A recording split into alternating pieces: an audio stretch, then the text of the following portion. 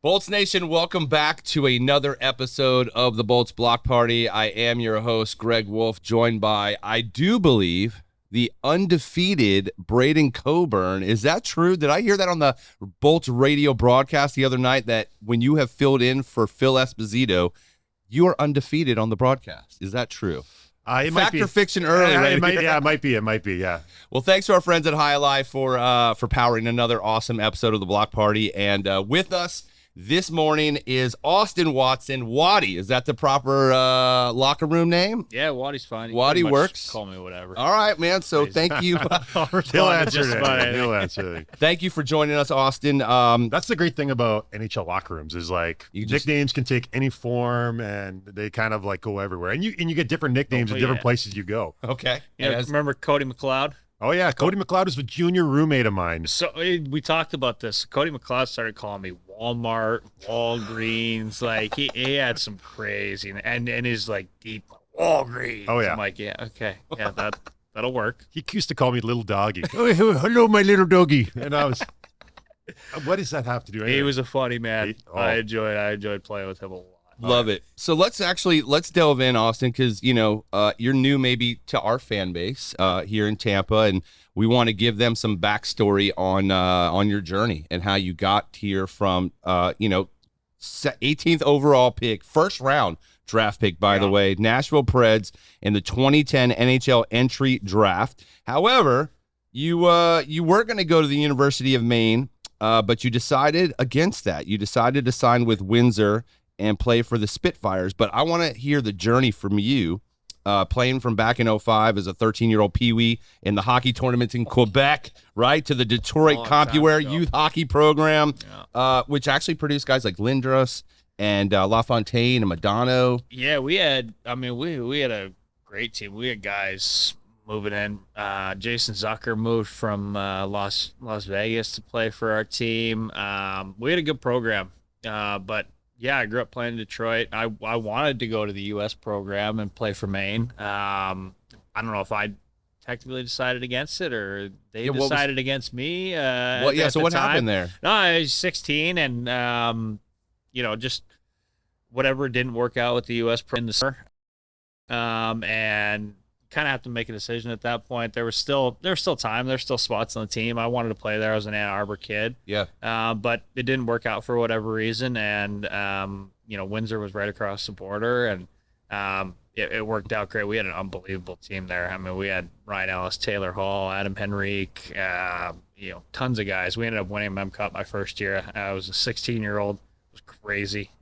So I ended up doing that. And, life takes different paths, Sure. You have plans and then those change and you got to be able to adapt. And the OHL was great for me. I loved it. Ended up playing in Windsor for a year and a half. Ended up getting traded to Peterborough for Zach Cassian. We did a 1-for-1 flip. I broke my ankle soon after getting traded there.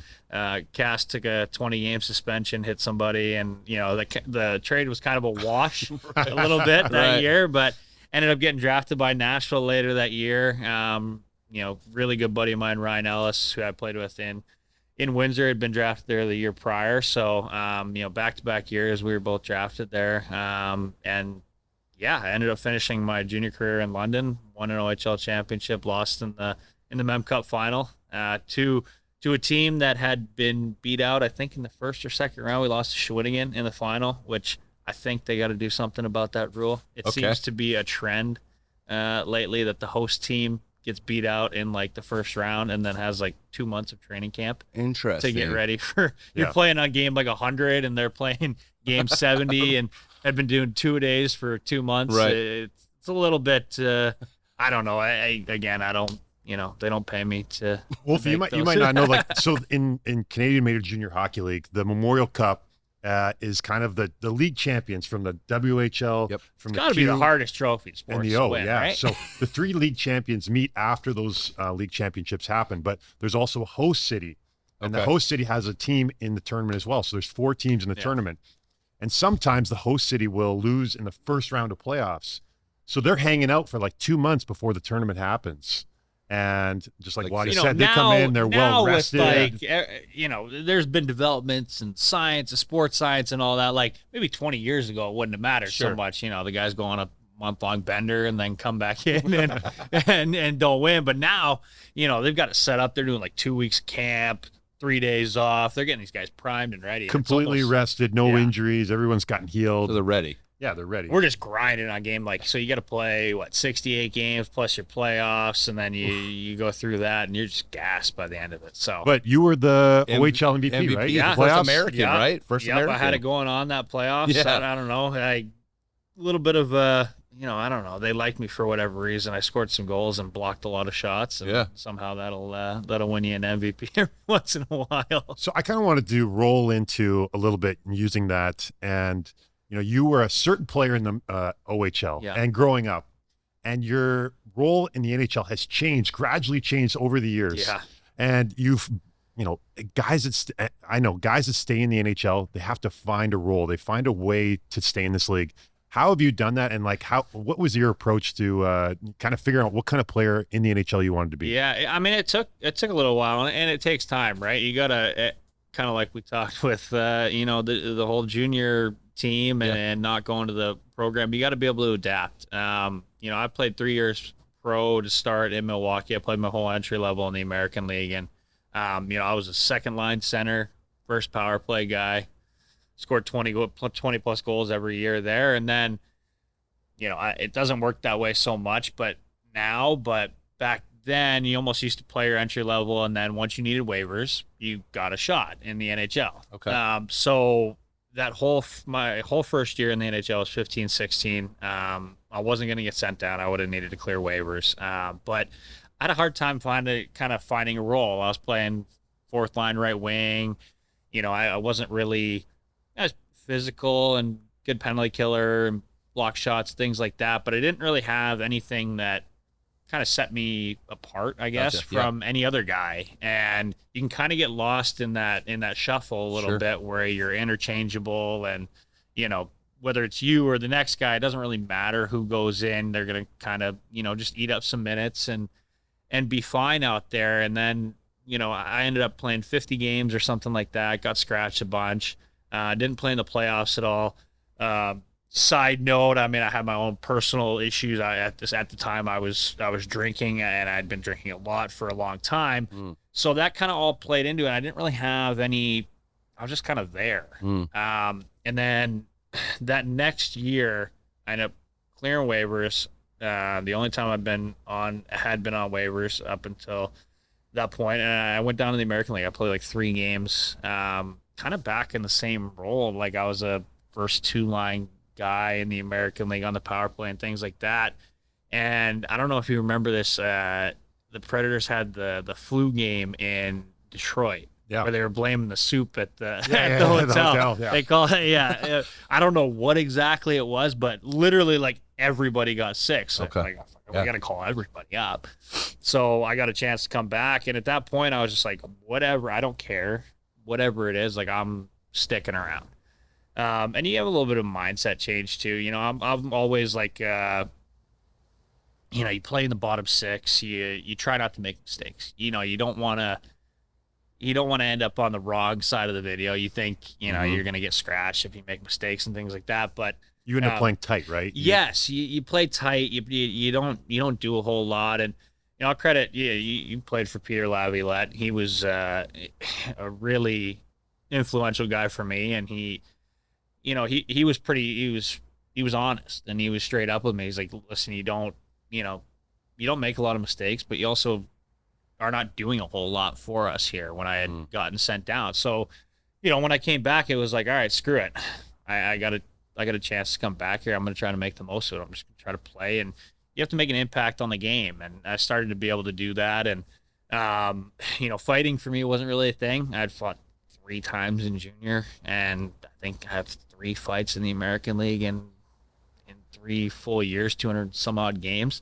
But I wasn't leaving. I just wanted to play in the NHL more than the next guy. So I think that year I fought 13 times, fought some tough dudes. What was the toughest you fought during that stretch? I fought everybody that year. I fought Cody McLeod, who I ended up playing with later, was like my first like big boy fight. I was like, oh okay, all right, I guess hang in there with these guys.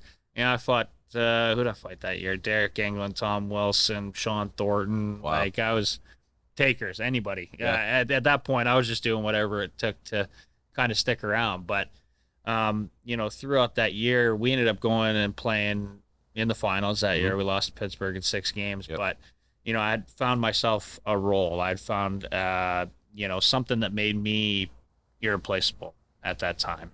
Whether it be the energy, the physicality. You became a role player with a role, and from there it was kind of that was my shtick, and I was gonna keep doing it until they won't let me anymore. I'd like to add fearless too. I played with a lot of guys that on the penalty kill, and you're a great penalty killer. The blocking shots, and I would when I honestly say this, like if there was a shot to be blocked and you would dive headfirst into the shot, I think you would do it. Like it was just like. And I seen it in Ottawa, and I remember you like diving and you like almost doing the splits. You were very flexible, by the way, doing the splits and like a shot getting you right in the groin. And I'm just like, and you're just like sitting there in pain on the ice, and I'm just like, this has got to be insane. Like what is going on? But I feel like that is part of your whole, like you talked about, filling the role. I will do whatever I have to do to stay in this league, right? Yeah, I think that's it. And I think I've said this before. Like I've made, I guess, a living out of just being a good teammate and doing whatever kind of needs to be done. Some of the hard stuff. There's guys out there playing 20 some odd minutes a night on the power play. Really, a lot of pressure to score goals and produce and things like that. But there's other stuff in the game that needs to be done. There's a lot of guys that do that, but there's guys that do it well enough to stick around in the NHL and do it for a long time. And that for me, physical pain is what it is. It'll go away. That you've dealt with injuries. You just kind of deal with it. And, if you're willing to kind of take all that on, there's a lot of times there's a place for you and on teams and in people's hearts. And, I just try to do those things. But also like a mentor role. Also, like I know when you were in Ottawa, I always felt like, to guys like Stützle and Tkachuk and Drake Batherson, you were like a big brother to those guys. Yeah, and I think guys kind of see, whether it be myself or somebody else that kind of, you lead by example a little bit, and you don't have to shove it in guys' face, but you do what you do on a daily basis, and guys come to respect that. It's hard.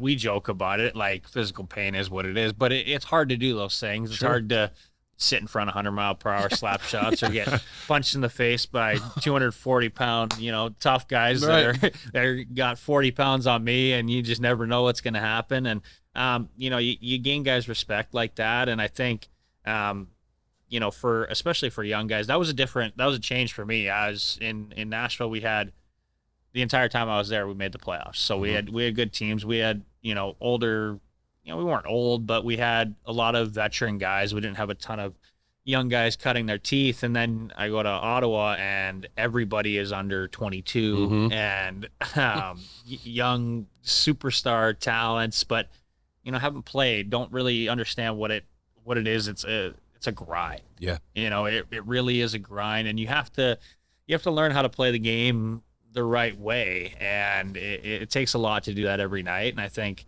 there's guys that come in. I mean, we traded for Kobe, we traded for Cedric Paquette that year. We had guys like myself, Eric Goodbranson, older guys brought in to kind of show how hard it is to play in the NHL and kind of take some of those lumps and those bruises for the guys as they get going. And it worked out easy for me because I didn't have to change at all. I just got to be myself, and at that time, that's what they needed. So you mentioned in junior you didn't have very many fights. American League, you didn't have very many fights. You get to the NHL and you want to stay, and now you're fighting. How did you learn to fight? Because there's hockey fights, street fights. That's a different I'm probably still learning. I probably don't have the best record in the world. Baptism by fire? Yeah, a little bit. I mean, really, it was. I mean, you kind of just get in there and you get beat up a few times. You kind of Learn learn your way. what works and what doesn't. You know, some guys, you know, you played with some real tough dudes. Everybody kind of has their own kind of way of doing things. There's, you know, there's grabs and things Pulls. like that, and you gotta kind of know what you're doing a little bit, and you get more comfortable, I think, standing there. Getting punched in the face is not a fun thing, No. I guess, but you kind of, as you go about it, you start to realize that you can kind of take a punch and you know, you can stand in there. So from a fan perspective, because we're not on the ice, right? But we question, why are you punching a guy's? You're hitting hard plastic. You're aiming for a face guard, which is hard plastic. Like the opportunity to really hurt yourself. Your hand, like to split it open. That make a ton of sense, to be honest with you. But I mean, now at least we're getting the honesty you know, now. now those, you know, there weren't rules in place at first. I think, you know, as we go along and develop as humans, we start to realize, Right. you know, the head stuff, the head trauma and things like that. So there are rules in place now that, you know, once that helmet kind of comes off, guys are, you know, whether the linesmen, they're kind of jumping in there and everything's stopping. Yeah. So I mean, you don't really have much choice. Sure. I remember watching like old videos when I got to Philly, and it was like the Broad Street Bully days. Yeah. And Bobby the Chief Taylor would be able to tell us even more, I'm sure, his stories. But it was of Dave the Hammer Schultz. And, you know, it's 70s. They got all the guys have these big afros. And he has a handful of hair on the other guy.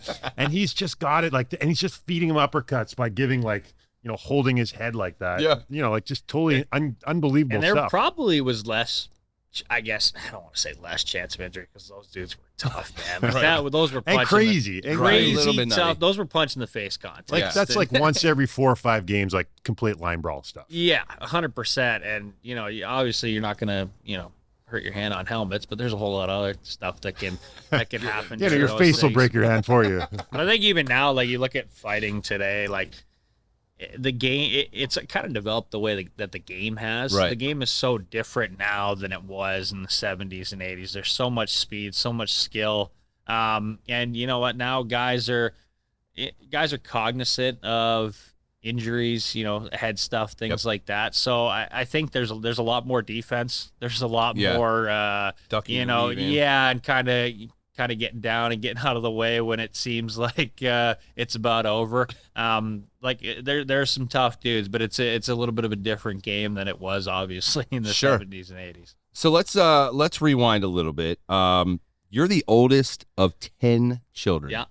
9 boys, 1 girl. Yeah. God bless your mother. Unbelievable. But we have to know, what was that dynamic like growing up? I mean, where did everybody sleep? Like, did all the boys get your hand-me-downs? Like, what was that food bill like? I mean, take us through the household. I mean, I guess whatever you can kind of imagine, it was probably just like that. I mean, there's 10 kids. You're growing up. You don't really know much different when you're in it, when you're 10 years old, 12 years old, but you start to realize as you go, like, oh, this is different. Not every family has all kinds of people in it, but you know, I think, you know, you look at kind of, you know, how it's gone for me professionally and kind of having that big brother type protector role. I guess you can kind of look back and see, like, I was the oldest, so Sure. you kind of take on some of those responsibilities. And I think, you know, that's part of, you know, your experiences in life kind of shape who you are as you grow up and get older. And I think that for me was one of the things that, you know, it's kind of stuck with me as I've gotten older. You take on that, a little bit of that caretaker, that big brother type role a little bit. So Sure. it was definitely chaos. It was definitely there was always a lot going on, as you can imagine. A lot of voices, a lot of shoes, a lot of clothes, a lot of everything Yeah, kind of going everywhere. on. Definitely not enough space for Lord. everybody, but you know, like I said, everybody's got different experiences, and that was mine. And you were the only one that played hockey out of all the boys? Yeah, I mean, I guess you can. It's tough nowadays. You know, you go back 100 years, you might have had 10 kids on a farm. Everybody's Right. kind of pulling their weight, doing their thing around the house, and you know, in today's age, it's difficult to have a lot of kids. I Yeah. think financially more than anything. There's and you know, I guess now we're evolving, and we see the mental health side. You need kids need attention and Yep. you need everybody needs specific things. So it's difficult to have a lot of kids in today's age. So yeah, I was the only one that played hockey. My grandparents, my grandfather will be here for our dad's trip coming up in a couple days. Love that.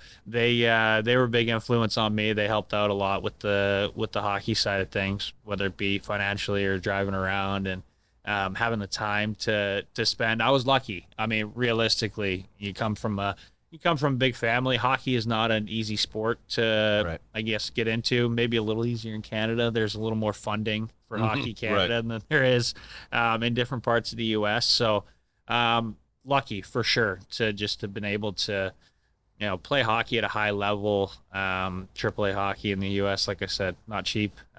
Able to do that. And What drew you to the game? Like, did your dad play? Like, what? No, was nobody what was really it? played. I loved the Detroit Red Wings. I say that now as a You're as an a player in the Ann Arbor NHL, guy, right. but that's what I grew up with. And Right. we had in Detroit at that time, they had really good teams, and the Wings were it. The Lions kind of sucked. Right. The Pistons were good for a little bit of time there when, Rasheed Wallace, Ben Wallace, Yeah. Tayshaun Prince, Chauncey Billups, all the fellas. Yeah. So they were good at the time too, but the Detroit Red Wings were Detroit sports team. Yep.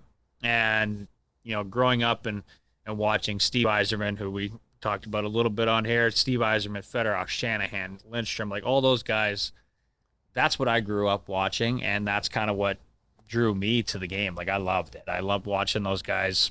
Obviously, they were winning at the time too, which brings in some interest and some visibility to the game, and that's kind of what drew me to it. I feel like that's what kids in Tampa Bay have Right. experiencing this team Yes. right now, and especially all the success they've had in the last 10 years. Correct. I think, again, it's almost that mentality. If you build it, they will come. And being that the Lightning has done a fantastic job with the Lightning Made, the community development.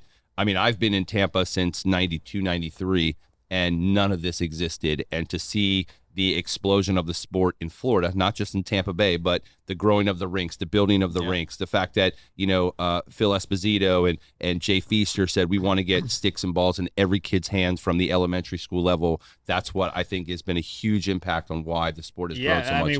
Winning changes everything. Of course it right? does, right. So you have more visibility. I experienced a little bit of the same thing in Nashville, where the year that we went to the finals, it almost coincided with the city blowing up. Yep. And the game grows, and you get in these spots like Tampa Bay, like Nashville, where guys, former players, guys like to stick around. Yep. Weather's nice. Yes. It's a beautiful City's city great. here. So you get that as well. You get alumni sticking around. You get, a lot of, the game is just right there, and you can grow it. And it's great to see in different parts of the U.S. because it used to, it still is kind of like that. It's, you got your Michigan, you got your Minnesota, you got your East Coast, but you see now there's high-end hockey programs. There's all kinds of hockey programs all over the U.S. now, and it's cool to see. What did you know about Tampa before you got here, as far as like the city and the environment, the culture? Shoot,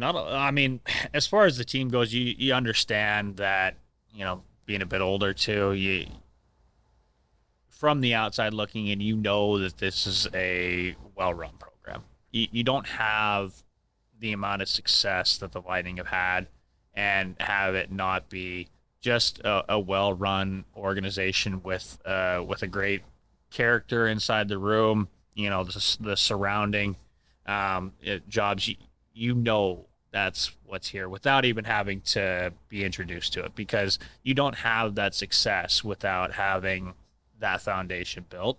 But coming in, it was I don't want to say it's a breath of fresh air, but Ottawa we were young and things were a little bit chaotic. You had an ownership change, you had a lot of stuff going on, and that for me at the time was uplifting as well. Like, it was new, it was refreshing, but you come in here, I came in here on a PTO at the start of September, but it's a well-oiled machine. It's a very professional atmosphere, and that for me was great, just to come in and you kind of just do your thing.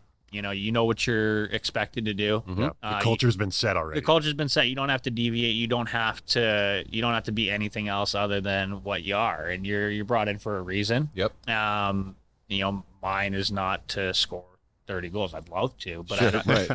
I don't know if we passed that point or whatever it is, but it is not realistic, but it is realistic for me to do the things that I'm good at and to just be the person that you are, and that's what's expected of you. And it's, for me, that was great. I'm just kind of laughing inside. I don't know why I can't get it in my head, but I'm thinking about Austin Watson, the Saskatchewan farmer with 10 kids.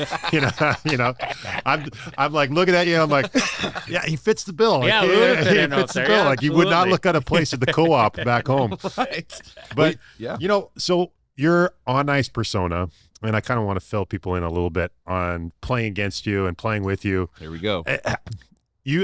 I always felt like you were like having the best time, and like I was missing out on a joke out there because you were like, you're a guy that plays with so much energy. You're passionate, but you're like laughing all the time, and you might say something outlandishly crazy or mean, and then next month be like, but I'm just, I'm just, Yeah. But and in practice, you would do this all to me all the time. It'd be a drill where you were forechecking and I was going back to get the puck and be like, I'm coming, big boy. I'm coming. Well, Here we yeah. go. Look out. Here I come. You gotta make sure guys know what's coming, because it's funny in practice. You gotta kind of get to that level where you're right there, because you can't you don't get better if you're not doing what your strengths are and doing them to the best of your abilities. But at the same time, it's your teammates. You're not trying to hurt anybody out there. Right. And which guys can kind of handle it too. Kobe's a big boy. Like, I'm coming in forecheck, and I'm not gonna come in the same way on Braden Coburn as I would Eric Brandstrom. Right. There in Ottawa. Like, Brandy's a little guy. Like, if I accidentally clip this guy, it might not be good. But Kobe's a big man; he can handle it. But yeah, I like to have fun doing what I'm doing, and obviously, my past is pretty well out there, and I don't hide from it, and I don't shy away from it. But you go through a little adversity in life, and you start to realize what a blessing it is to be doing what I'm doing, and if I can't enjoy it, then what am I doing it for? At this point. So yes, there's a little bit of that. I think you can attest to it more than I can, playing against guys and playing with guys. Everybody has a different kind of persona. You might have been a scary guy to play against, then you meet a guy in the locker room and you're like, Not so bad. that's not so bad. He's kind of quiet. Well, Yeah. I'm not quiet, but I find there's some guys' persona on the ice and off the ice is different. Yours off the ice and on the ice is pretty much the same. It's like it's some guys, they change it to a different person when they tie the skates on. Right. Like No, he's Waddy, you're get what you get. You get what you get. you It's get what you get. really Yeah. honest. You're a girl dad, huh? You got 2 girls? 2 girls, 5 and 2.5. Oh boy, is the terrible 2s hitting yet, or It is a little bit, and you first and second children. My 5-year-old is, they're both unbelievable kids, but my 5-year-old is very, very independent. Very, you could leave her by herself for an hour Sure, in the entertain corner, and herself. she's gonna entertain herself. My 2-year-old is nuts. She is chip off the old block. She is in your face. She is loud. She is, kind of a head. Okay. Realistically, that's and it's so funny to see the dynamic between the two and just how different they are. But so blessed. We've got 2 beautiful, healthy girls that are growing up and enjoying being in Tampa, That's a great moving area. around. They're pliable right now. They're still young, so them moving around a little bit doesn't really phase them. It's a new adventure for them. Sure. But they're pumped to be here. They love Tampa as well. It's been a great experience for us so far. So they love it, and we're enjoying it. So you're a dog guy too, huh? What kind of dog do you have? Well, Oh boy. this one's giving me a little bit of. Uh-oh. Yeah, no. Do we bring something No, up? no, Okay. we're getting a supposedly. I don't have much say in this kind Okay. of stuff. I just kind of I act like I do, but Yeah. I just kind of fold Yeah, under of the course. pressure. I have no idea what that's like. Okay. Yeah. 5 rescue dogs later, I'm like, So okay. right now, I believe at some point here in the next couple weeks, we're gonna have a puppy, a Bernedoodle. Is that what they call it? Yeah. A Bernedoodle. A Bernese Mountain Dog Poodle. Kind of big, right? Like it's not a small dog. No, they call it a mini or whatever. It's not. It's like another 50-pound dog. Yeah. So I think that'll be our new experience for the next little bit. Yeah, I think we're on the road when the dog gets here, hopefully. Okay. So you won't have to be. Yeah. So the girls will have the dog well trained. God, I hope so. My thing is when you're playing, there's a lot going on. You're away a lot. I don't want to have a ton of responsibility. Like I don't want to be counted on for a ton in that sense. So they have the instructions. My wife, the girls. I mean, the girls are 5 and 2. They're not going to be doing a whole lot. Right. So this will be my wife's job, and she knows the instructions. Those will change. Sure. So we'll see. Austin walks in the backyard with the pooper scooper. 100%. I say it now that I'm not doing it, but I probably will. Yes. You got a lot of tattoos, man. How many tattoos do you have? Enough. Yeah. What's your favorites? Enough where we stop. I mean, it's hard to say favorites. I mean, I got my 2 girls here and here. Had Olivia first, obviously. We can't leave. Of course. Went out. But I got a lot done in Milwaukee when I was playing there. Actually, this one here I got done. My wife and I took a trip to Paris. Love that. And I got that done in Paris by a really cool French tattoo artist who spoke no English. Interesting. Went in. We had kind of off day. We went to Paris for 10 days, so it was a lot of time to kind of see everything. But we had an off day where we weren't doing a whole lot, and we stepped into a shop that looked cool, and this guy spoke no English. His name was, I don't know if it was his handle name or whatever it was, but he was Grinch. I don't know what it means in French. Okay. Traditional French name. Grinch. But if you can imagine, like he looked like a the Grinch. He was tatted up from head to toe. Took me downstairs to do the tattoo, turn on like crazy French hard rock, and just blared it for like 3 hours. It was a nuts experience, but enjoyed that. So yeah, I mean, everyone's kind of got their little, whether it be story behind it or, just felt like going in that day and getting something. But as you get more, you start to, of course, there's, I guess, I don't want to say less and less meaning, but it's a little easier to go get it done. Is there anyone you regret? No, definitely not. I wouldn't say regret. I mean, I started getting tattooed, I was like 21 and I'm 31 now. So 10 years, things change over the course of 10 years. Right. So they may have, less meaning or less sticking point to you. But it was important at the time, right? Yeah. So I wouldn't say regret. Maybe some changes to be made, some color to add in, maybe a little cover up here and there. You never know, without delving too much into things. Sure. Yeah. I like it. You love to fish too. I noticed. I do. I like to fish. I grew up. Like I said, my grandparents will be here in a couple days. They lived about 15 minutes outside of Ann Arbor, and I lived with them for a good period of time. But they lived on a 300-acre, private lake, and we go out there and fish in the mornings and do all that sort of stuff. So I love bass fishing. I haven't done a ton of saltwater fishing. I've actually done like a little redfish and snook derby when I was with Nashville. Came down and did that one of the days during training camp. So that's really kind of my only experience with saltwater fishing. Russians can give us some pointers. There's Coops catch. And they're fishing for the same thing, kind of snook and redfish. Yep. And I enjoyed that. That was fun. That was kind of like bass fishing a little bit, kind of in the mangroves. You're hitting hiding spots. Yeah, but there's like a bunch of your hobbies. It's like golf, fish, and then obviously the golf. Easy spot for golf. Golf would be number one hobby at this point. I don't even know if I call it. Did you win your state in high school, or you went? How do you know that?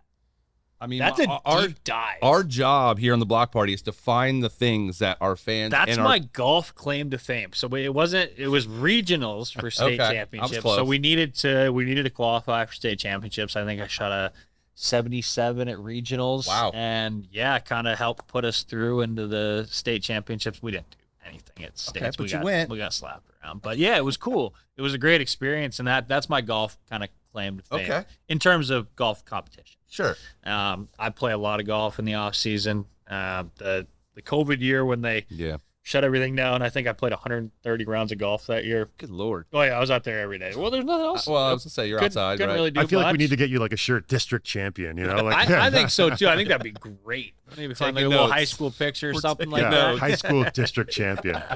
Love it. Waddy, you've talked in the past about your sobriety, Yeah. and you've talked about your girls and the impact they've had on you. Can you just kind of elaborate a little bit on that?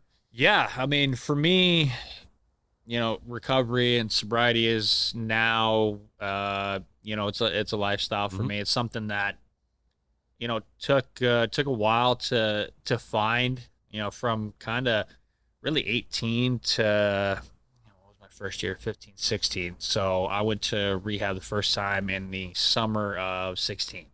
So for a good 8-year period there, or 6-7 year period there, whatever it is, I didn't live a lifestyle that was healthy at all. It wasn't a way that really, led to, any personal well-being, personal health. I mean, it's tough to carry on like that. And, I got cleaned up. I got sober in 16, had a good kind of 2-year run, but if you talk to anybody in recovery, like you learn as you go, Sure. and it doesn't always stick right away. I think that's one of the things that if you don't have any experience with, or you don't have any family members or anything like that, you kind of think, especially with the NHL, guys will leave and go get help, which is spectacular. But you kind of think guys are just gonna, oh, he's good, he's fixed, or Right. whatever it is. It's not, it doesn't quite work like that. So for me, it took a couple tries, and now January will be coming up on 5 years for me, and it's led to a lot of beautiful things. I mean, I have, like I said, I got 2 healthy girls. I got a great relationship with my wife, and I've been able to sustain a lot of personal success hockey wise, really because of recovery and because of sobriety for me. If I didn't have that, I wouldn't, God knows what I'd be doing right Sure. now. So, it can be hard at times, but it's it's a blessing really, and I've been able to just reap the benefits and the rewards of it. So kind of all of it, anything I've got going on today is really a gift of sobriety for me. So keep doing it to the best of my abilities at Congrats, this man. point. Yeah, Congratulations. thanks. I love Yeah. it. It's like a testament to like you doing whatever it needs to take, right? Yeah, I guess it kind of fits the bill. I Yeah. mean, it's it can be hard to kind of come out on the other side, Yeah. and I guess for me, whether I put myself in these positions or they kind of just come up with life, I seem to have kind of come up on a lot of things where there's a little bit of adversity, and for whatever reason, good support system, a lot of great people around me, I've been able to find myself on the other side, the PTO being no different than anything else. I had no idea what was going to happen this year. It was a pretty stressful summer, but things work out, and Yeah. talk a lot about just kind of putting in the work, and letting the results kind of be what they might be. There's not a lot of guarantees in life. You gotta live the way that you believe you're supposed to, and you got to work for it. And if you do that, things will work out, and they may not work out how you expect them to, but they're going to work out how they're supposed to. It's hard. I think coming into a team on a tryout is, and then making the team. Yeah. Like it's, Waddy, it's an amazing accomplishment. It shows that you came into camp and proved yourself. It's a much different experience than having a contract and the team being like, well, we got him here. It's you coming in and saying, I want a spot and I'm willing to take it. And I know personally, and as just watching, and I love this team. I'm so happy that you're on this team, and to watch you and to get, for you to be part of this group is special. Love it. All right, so I know we've taken up a lot of your time, and I know it's practice game day, so we got to get into our fact or fiction presented by Jai Alai. These are just simply true or false. Okay, Like I'll try not to look at the facts. All right, Can't read already. Don't leave cheating here. All right, fact or fiction? You have never lost any teeth; they just didn't grow in. Now that is fiction. Okay. It's been a long process with these teeth. And Sure. At some point here, when all is said and done, I'll have some nice pearly whites like Kobe. Hey, it's a long process to get them back. I'll tell you that right now. It's ongoing still. Okay, Yes. so that is fiction. That is fiction. It was a lot of toil. You can there. give that one to Kobe there. Yeah. All right, here's the next one. You have to your name 70 NHL fights. Fact or fiction? That's probably fact. I don't know the exact number. A couple preseason ones in there, if those count. But yeah, probably right around that. I believe that's fiction. It's actually 73, I believe. 76. 76. Yeah, 76. Getting closer to 100. Yeah. That's unbelievable.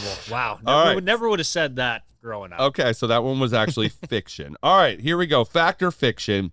Kobe used to take your per diem every road trip in Ottawa from poker games. Well, probably more than my per diem. Probably a fact. I'm going to go ahead and just say fact because I don't think it'd be in there if he didn't remember that it was fact. Yeah, I didn't have a good. Waddy's run a boomer that year. bust player. He's like go broke or like come Go home with right. all the money. kind of Yeah, guy. I throw everything I In. got into it. It's I play the way I live. I play hard. I live hard. I'm going for it. Okay. Fact or fiction? In 2010, you played in the World Under-18 Hockey Championships, won the gold medal. However, 5 minutes into the game, you were ejected for boarding. That's fact, and it was not boarding. Oh, it was was it? not boarding. What was it? Well, no, it was boarding. Oh. The penalty. It's the was bad boarding. international refs, you know? That's what Okay. it is. So I was kicked out 5 minutes into that game. I absolutely blew up a kid. That was a clean hit if I remember. Okay. I mean, couldn't have been. I think it was. But yes, I was kicked out of that game. Still have a gold medal to my name from. It's kind of like Dave Anderchuk watching when we won the cup from the bench. Like he was in the penalty box when we won the cup here. I also, just another tidbit, in 2009 in the Ivan Halinka Memorial Tournament, the U.S. did not win, but you tied the U.S. record for most points in a single game. No, that was World Juniors. Was that World Juniors? That Okay. was World Juniors. That's the fact. That is a fact. And that's an amazing accomplishment, by the way. Thank you. Yes, it was. I think we're playing Latvia. We did not win. Well, we won that game. Right. But I had 7 points. I think I had a first period hat trick, 4 assists. Yeah. 30 Wow. goals, man. You got it in you. Just I a think couple of those nights. I got her. We'll just, sometimes that just takes a little bit of luck and a little opportunity. I think I might have, like I said, passed up that point in my career, but we'll see. We're always striving for it. Okay. Fact or fiction? Your choice of jersey number is a homage to your childhood hero. Ooh, that is incorrect. That is Fiction. fiction for sure. 51 I ended up with because I wore 61 my first year in Windsor. Really liked Nash and Columbus, kind of bigger, tall, skinnier guy. Mhm. Liked the way he was. But then when I got traded to London, they were actually retiring his 61 jersey Okay. about a week later. So I was like, I don't know, just give me 51. Okay. And And that's that stuck. kind of stuck.